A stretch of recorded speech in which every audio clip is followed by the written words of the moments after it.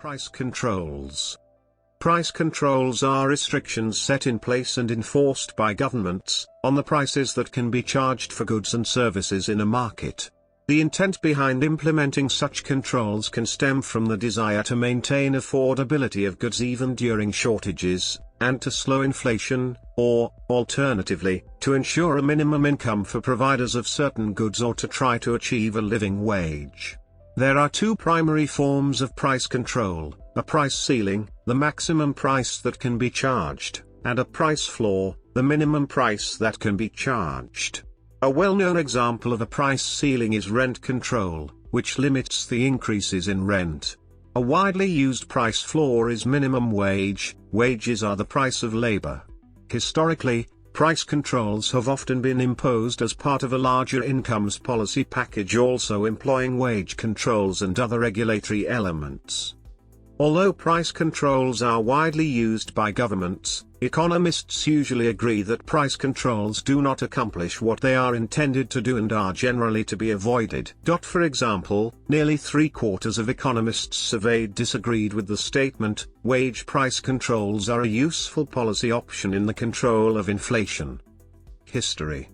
The Roman Emperor Diocletian tried to set maximum prices for all commodities in the late 3rd century AD, but with little success. In early 14th century, the Delhi Sultanate ruler Alauddin Khilji instituted several market reforms, which included price fixing for a wide range of goods, including grains, cloth, slaves and animals. However, a few months after his death, these measures were revoked by his son Qutbuddin Mubarak Shah. During the French Revolution, the law of the maximum set price limits on the sale of food and other staples. Governments in planned economies typically control prices on most or all goods but have not sustained high economic performance and have been almost entirely replaced by mixed economies. Price controls have also been used in modern times in less planned economies, such as rent control. During World War I, the United States Food Administration enforced price controls on food. Price controls were also imposed in the US and Nazi Germany during World War II.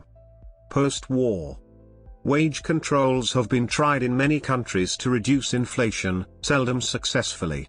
Modern neoclassical economic theory supports the alternative remedy of reducing the money supply and proposes that monetary inflation is caused by too much money creation by the central bank. United Kingdom. The National Board for Prices and Incomes was created by the government of Harold Wilson in 1965 in an attempt to solve the problem of inflation in the British economy by managing wages and prices. The Prices and Incomes Act 1966 circa 33 affected UK labour law, regarding wage levels and price policies. It allowed the government to begin a process to scrutinise rising levels of wages, then around 8% per year, by initiating reports and inquiries and ultimately giving orders for a standstill. The objective was to control inflation. It proved unpopular after the 1960s. United States. In the United States, price controls have been enacted several times. The first time price controls were enacted nationally was in 1906 as a part of the Hepburn Act. In World War I, the War Industries Board was established to set priorities, fix prices, and standardize products to support the war efforts of the United States. During World War II, the National Industrial Recovery Act, NIRA, created the National Recovery Administration, that set prices and created codes of fair practices. In May 1935, the Supreme Court held that the mandatory codes section of NIRA were unconstitutional, in the court case of Schechter Poultry Corporation v. United States. The individual states have sometimes chosen to implement their own control policies. In the 1860s, several Midwestern states of the United States, namely Minnesota, Iowa, Wisconsin, and Illinois, enacted a series of laws called the Granger Laws, primarily to regulate rising fair prices of railroad and grain elevator companies. California controls the prices of electricity within the state, which conservative economist Thomas Sowell blames for the occasional electricity shortages the state experiences. Sowell said in 2001, since the utility companies have been paying more for electricity than they were allowed to charge their customers, they were operating in the red and the financial markets are downgrading their bonds. California's price-setting board agreed to raise rates but not as much as the companies were paying on the wholesale market for their electricity. Economist Lawrence Markovich contended, "We've already seen in California that price caps on retail rates increased demand and made the shortage worse, and price caps also forced the largest utility, Pacific Gas and Electric Company, into bankruptcy in 4 months." While some charged that electricity providers had in past years charged above market rates, in 2002 the San Francisco Chronicle reported that before the blackouts, many energy providers left the state because they could make a greater profit in other western states. The Federal Energy Regulatory Commission stepped in and set price caps for each megawatt of power bought after lifting the caps to avoid rolling blackouts 6 months previously. The state of Hawaii briefly introduced a cap on the wholesale price of gasoline, the gas cap law, in an effort to fight price gouging in that state in 2005. Because it was widely seen as too soft and ineffective, it was repealed shortly thereafter. Venezuela. According to Girish Gupta from The Guardian, price controls have created a scarcity of basic goods and made black markets flourish under President Maduro. India. In India, the government first enacted price control in 2013 for drug price control.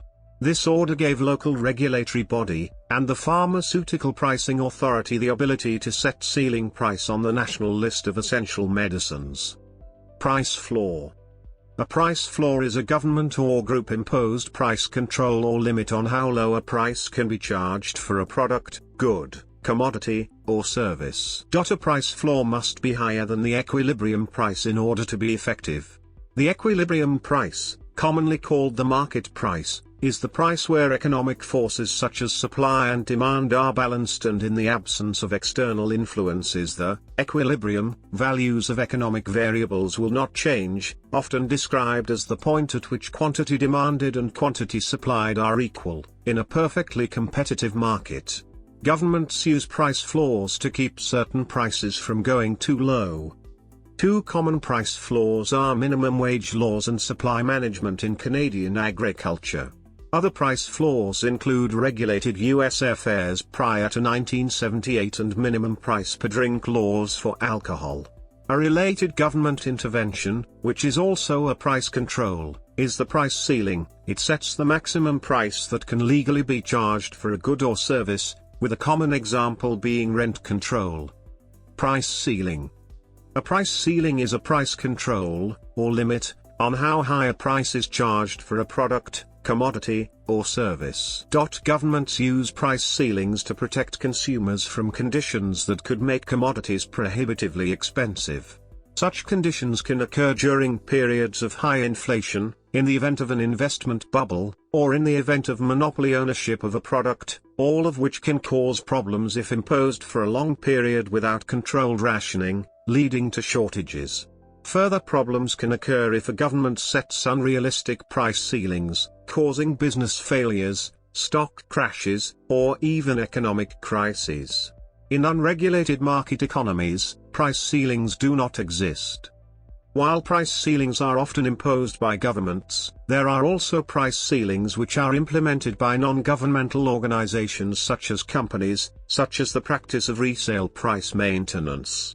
With resale price maintenance, a manufacturer and its distributors agree that the distributors will sell the manufacturer's product at certain prices, resale price maintenance, at or below a price ceiling, maximum resale price maintenance, or at or above a price floor.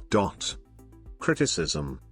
The primary criticism leveled against the price ceiling type of price controls is that by keeping prices artificially low, demand is increased to the point where supply cannot keep up, leading to shortages in the price-controlled product. For example, Lactantius wrote that Diocletian by various taxes he had made all things exceedingly expensive, attempted by a law to limit their prices. Then much blood was shed for trifles, men were afraid to offer anything for sale, and the scarcity became more excessive and grievous than ever. Until, In the end, the law, after having proved destructive to many people, was from mere necessity abolished. As with Diocletian's edict on maximum prices, shortages lead to black markets where prices for the same good exceed those of an uncontrolled market. Furthermore, once controls are removed, prices will immediately increase, which can temporarily shock the economic system. Black markets flourish in most countries during wartime. States that are engaged in total war or other large-scale, extended wars often impose restrictions on home use of critical resources that are needed for the war effort, such as food, gasoline, rubber, metal, etc. Typically through rationing. In most cases, a black market develops to supply rationed goods at exorbitant prices. The rationing and price controls enforced in many countries during World War II encouraged widespread black market activity. One source of black market meat under wartime rationing was by farmers declaring fewer domestic animal births to the Ministry of Food than actually happened. Another in Britain was supplies from the US, intended only for use in US Army bases on British land, but leaked into the local native British black market. A classic example of how price controls cause shortages was during the Arab oil embargo between October 19, 1973 and March 17, 1974. Long lines of cars and trucks quickly appeared at retail gas stations in the US, and some stations closed because of a shortage of fuel at the low price set by the US Cost of Living Council. The fixed price was below what the market would otherwise bear, and, as a result, the inventory disappeared. It made no difference whether prices were voluntarily or involuntarily posted below the market clearing price. Scarcity resulted in either case. Price controls failed to achieve their proximate aim, which is to reduce prices paid by retail consumers, but such controls do manage to reduce supply. Nobel Memorial Prize winner Milton Friedman said, "We economists don't know much, but we do know how to create a shortage. If you want to create a shortage of tomatoes, for example, just pass a law that retailers can't sell tomatoes for more than 2 cents per pound. Instantly you'll have a tomato shortage." It's the same with oil or gas. US President Richard Nixon's Secretary of the Treasury, George Shultz, enacting Nixon's new economic policy, lifted price controls that had begun in 1971, part of the Nixon shock. This lifting of price controls resulted in a rapid increase in prices. Price freezes were re-established 5 months later. Stagflation was eventually ended in the United States when the Federal Reserve under Chairman Paul Volcker raised interest rates to unusually high levels. This successfully ended high inflation but caused a recession that ended in the early 1980s.